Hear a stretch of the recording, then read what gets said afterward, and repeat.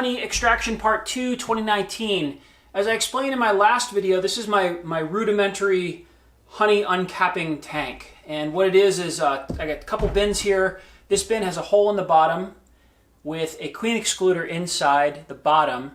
I uncap my frames on this spike right here. The cappings fall into this tank. The honey drips out the bottom, and then I can pour this through a strainer and strain the cappings that do fall through. I can strain them out, and then I have my honey. And I'm left with all these cappings. I've just been sort of letting them drip by gravity, and it actually, probably about a quart of honey came out of this bucket, which is pretty cool because I've done nothing for the last month and a half. It's just been sitting in here dripping out. So I've never had this many cappings before. Last year I extracted 17 frames of honey total, and I got about a pound of beeswax in the end after I was done. But this year, I mean, this is probably 20 pounds right here of beeswax, and I have 6 more supers to extract tonight. So I'm gonna have a significant amount of wax here, and there's a lot of honey in this wax that has not dripped out yet. So I was visiting MAXANT,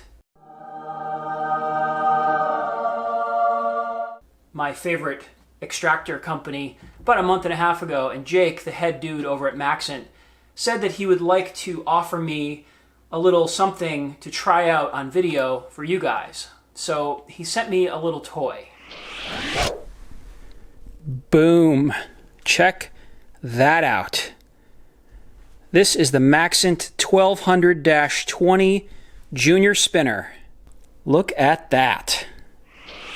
So this is a wax capping spinner, and I'll take the lid off and show you what's inside. It's a giant tub. It spins kind of like an extractor, except in here we have a perforated basket with blades, these 4 blades on the inside. And the idea is you throw your wax cappings in there and you spin them kind of like a washing machine on a spin cycle, and it spins. The cappings are caught in the perforated basket, and then the honey drips out like an extractor down here from that. And the other cool thing about this is you can actually just uncap straight into the tank. You put your frame here and you just uncap right into it, and then the cappings fall down, and those blades kind of distribute the cappings inside the tank. And this is what it looks like when it's on.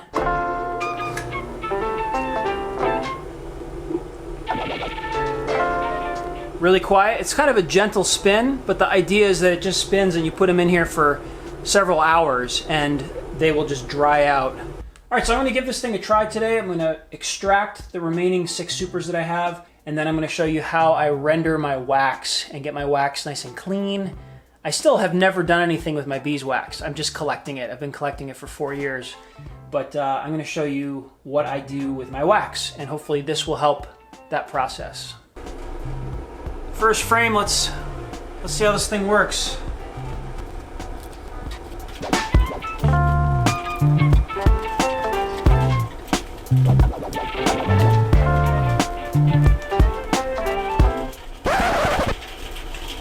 Oh, darn.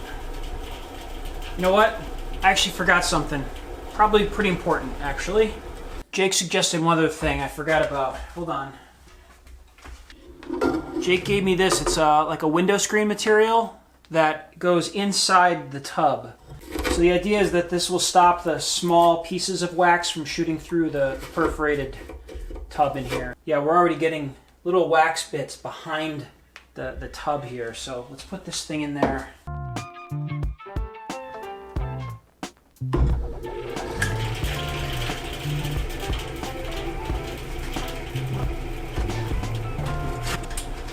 All right, back in business.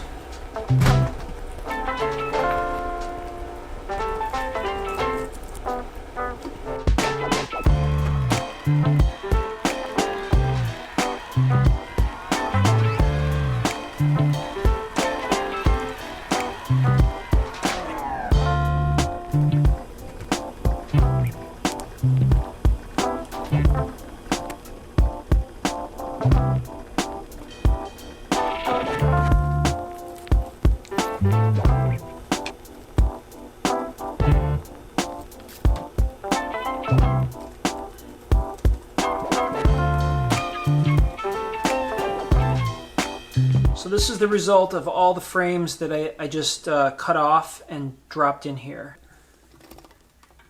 So it's pretty dry. It's not totally dry.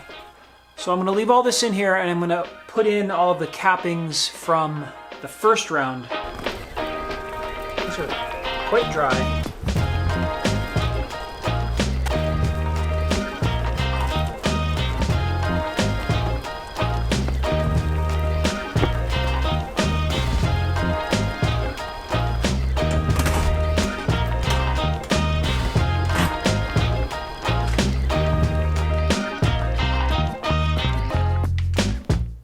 That's all the cappings from 2019 right there.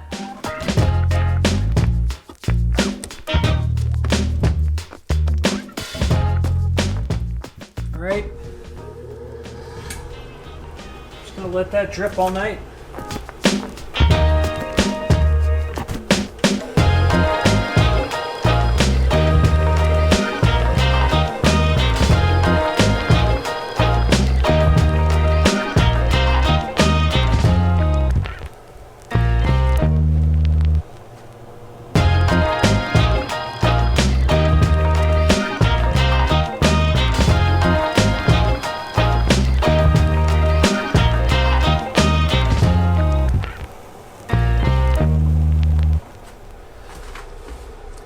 All right, good morning. It is the next day, and this thing has been spinning for a solid 10 hours.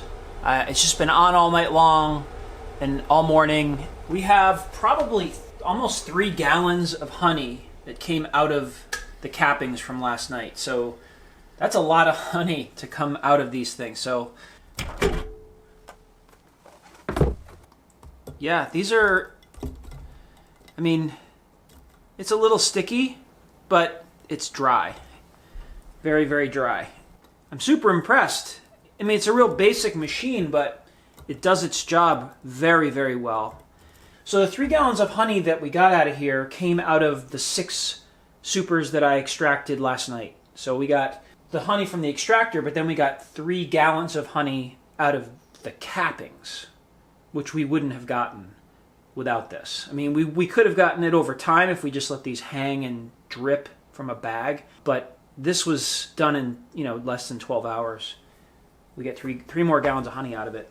So if you're a backyard beekeeper and you only have, 4 or 5 hives or 10 hives, you're not going to need a tool like this, because this thing costs twice as much as the extractor does. But if you have more hives than I do, if you've got 25, 50 hives, you're tired of dealing with wax cappings, this is going to take a while to make back with the honey that you extract out of the cappings.